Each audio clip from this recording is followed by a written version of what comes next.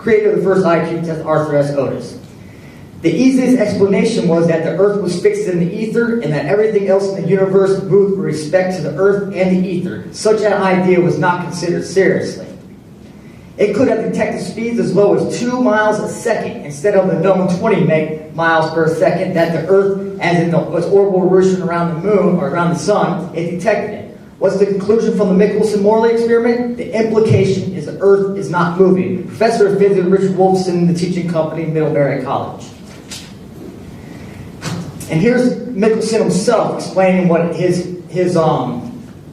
experiment proved. This conclusion directly contradicts the explanation, which presupposes that the Earth moves. There was just one alternative. The Earth's true velocity through space might happen to have been nil. And then here's Einstein. To the question whether or not the motion of the Earth in space can be made precipitable in terrestrial experiments, we have already remarked that all attempts of this nature led to a negative result. Before the theory of relativity was put forward, it was difficult to come reconciled to this negative result. Really, Einstein. So basically what he's telling you is that he knew that the science said that Earth was motionless. So he was having a struggle in his own mind that should he present this the theory of relativity saying that the Earth is moving when all the science says that it's not moving? And I guess he did. He said right there, he admits that he kind of struggled with that thought.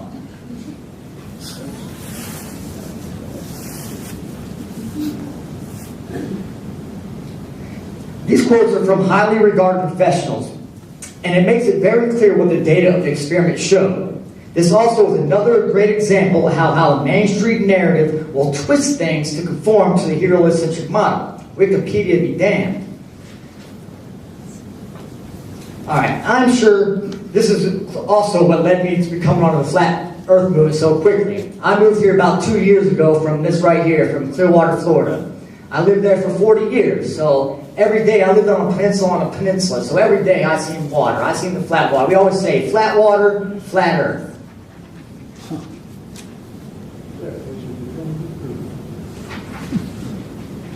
Alright, I had just bought a JVC camcorder this was about a decade ago, when they were the first to come out to do it. Whatever. It had an 800 optical zoom on it. It was pretty good. It wasn't HD, so it didn't work. But I remember going many trips to the Bahamas, Virgin Islands. I would go out on the deck of the cruise ship before it would, they would say like we're 50 miles from port, and I would go on the deck of the cruise ship and zoom in on it. And I didn't realize it then, but I was doing Bedford level tests. And I was seeing things then that I should have never seen. Okay, in 1839, or 1838, my bad, Samuel Rowbotham did an experiment, which became known as the Bedford level test. He stood in the water with his telescope and sent someone down the canal, proving that there was no curvature. This stood as proof of a flat Earth for almost 40 years. Again, what we get is some more speculation and twisting of the truth about the experiment than we get actual facts and details. Well, the court case, murder threats, and bets being made rounding out the tale. Anyways, about 40 years after the experiment, it was said that the experiment was done again. And when refraction was taken into account, it coincidentally confirmed to the heliocentric math and model. It's been about 150 years since then, and not one Bedford level test has been done by the scientific community at large. Why is that? Shouldn't it be that hard to prove that the curvature of the water, the heliocentric math dictates it should be observable and measurable?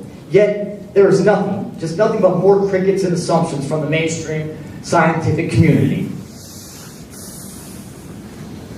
The heliocentric math states we should have a curvature of 8 inches to the mile squared. So in 3 miles, there should be 6 feet of curvature that you should see. So if you see a person on a regular day down the street and it's a completely level space and he's 3 miles from you and you looked at something and seen him, he has to be 6 feet tall for you to see him. So basically that's what's saying. Okay, we can get on the subject of refraction, but there's no cure-all for refraction, no matter what Mick Westell states about Metabunk. He tries to make the Earth 1/6 bigger by adding the term 7/6R to his equations. You can't just make this all thing from there. The best thing would be just to tell people to use Snell's law for refraction, which is what it's been on. But no, he just wants to make the Earth 1/6 bigger so it doesn't, so he can pinch and pull and deny the fact that we see things we should never see.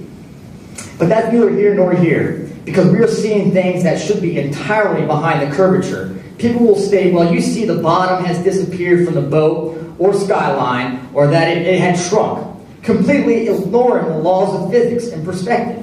I mean, the laws of the visibility state that things will get smaller the farther you get from them. Yet they want to blame it on curvature. It's not going behind curvature, it's just getting smaller because of perspective. Here's a photo of the Chicago skyline from 50 miles away. This is a meme in the flat earth community because it was on the news and explained away as being a mirage, which it isn't. Again, they are using the mainstream media to try and deflect us from the truth. You can zoom in on here and see there is a little compression at the bottom of the slide or whatever, but that is not a mirage. There is nothing in that photo to indicate that is anything but a photo. And no, nothing funny going on. It has been proven again and again to be visible almost daily. While not mirage-free and clear like this day was, but you can see it regardless. There are videos and tests from people all around the world, not just Chicago. It's a wonder we can find our own butts when the claims of mirages are all placed. I mean, oh, there it is. Oh, that's a mirage. Oh, there it is. Oh, that's refraction. Oh, well, where is the real thing at? If every picture Flat Earth uses for proof is a mirage, I don't see how we can take pictures of anything. It's just ridiculous. All right, University of Kansas did a study and found that Kansas was flat as a pancake. Oh, my bad, I forgot about him. Dr. John D., South Coast Sightings. I recommend his videos. There's no music. He actually types everything he wants, so he wants you to read it. There's no music in it, but he does the most detailed, scientific, Bedford-level experiments you can find on the internet. He just started up. See, as you see, he's only got like 560 subscribers. He's so good that Mick West, who is like the biggest proponent against Flat Earth and everything of Metabunk, he actually just contacted him 3 days ago and is going on him, and he only has 500. So that's how good his work is. He's got the big dogs on him. All right. Here you go. Science, several states led by Florida are flatter than a pancake. Well, if all these states are being proven flatter than a pancake, what shape does that make the Earth? It clearly can't get a ball if all these states are being proved flatter than a pancake. The latest flatness findings come courtesy of geographers at the University of Kansas who just published a paper, The Flatness of the United States in Geographical Review, a peer-reviewed journal publicated by the American Geographical Society. KU professor Jerome Dobson and his colleague Joshua Campbell, who works at the State Department Office of a Geographer.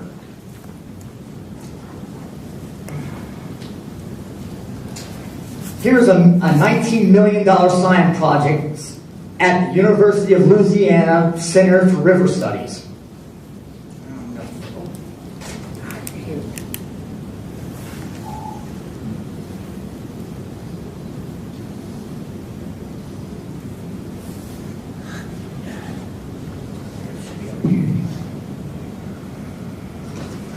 Not only can we model the flows and the river stages or the water levels in the Mississippi River, we can also model or simulate the transport or the movement of this Mississippi River sand down the river. And we can do all of that in roughly 1 hour. All right, basically what he's saying is they built this huge model to model the erosion in the Mississippi Delta area. I think I want to say 2,000 square miles. It's a really long place, but the actual model itself takes up 2 basketball fields. And if you notice on it, it is flat as all can be. There is not one bit of curvature. If the Earth is curving and curved, there should be 26,600 feet of curvature. Yes, that is over 4 miles of curvature. But yet when they make this $19 million model to model the erosion, it's flat. It's flat as a pancake, as they say. Why is that? I mean, did they just waste $19 million? I don't know.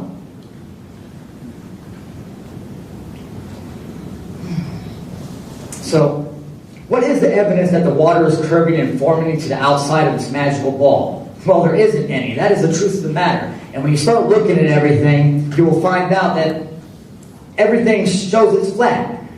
I mean, there's no way around it. To answer the question that was pondered earlier at the beginning of this presentation, to me, the main reason why they lie and have lied about the shape of the earth was to get us away from the ether. They wanted to deny the ether because the ether is what is a universal understanding that everything in this world is electric. Everything is created and manipulated by frequencies. And if they did not deny that ether, we would have figured that out a lot long before we did. And I thank you. I'm sorry there was no sound on most of the presentation, but also this is it gives you a little bit, I think, a couple minutes. This is when music meets science. They go in basically showing you how sound can influence all matter. It's pretty, maybe. We ain't got no sound on it, so, but actually, the cinematography is awesome on it. If I can get it to play.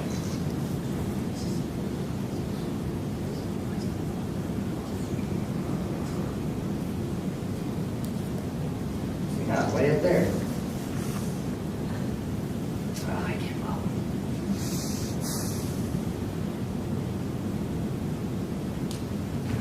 And what else is playing on here? There it goes.